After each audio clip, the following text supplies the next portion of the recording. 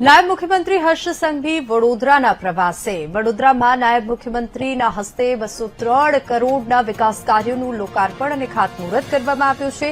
આજે 203 કરોડના વિવિધ પ્રકલ્પોનું ખાતમુહૂર્ત અને લોકાર્પણ કરવામાં આવ્યું છે।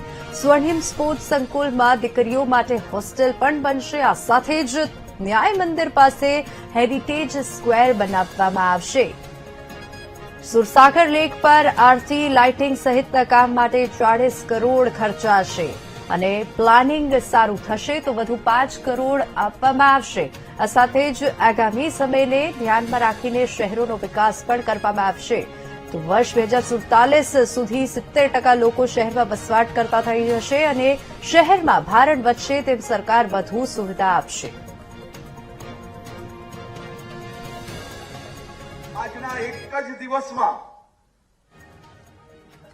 વડોદરા શહેરના મોટા ભાગના વોર્ડોનો સમાવેશ થાય છે, જે વોર્ડમાં આપ સૌના ઉપયોગમાં આવે તેવી વ્યવસ્થાઓ થકી ભવિષ્યની અંદર તમારી મુશ્કેલીઓને સુવિધામાં બદલવાનું કાર્ય એ વડોદરા મહાનગરપાલિકા દ્વારા આયોજન કરવામાં આવ્યું છે। આજના એક જ દિવસે આ એક કાર્યક્રમમાંથી વડોદરા મહાનગરપાલિકાના 203 કરોડ રૂપિયાના લોકાર્પણ અને ખાતમુહૂર્ત જોડે જોડે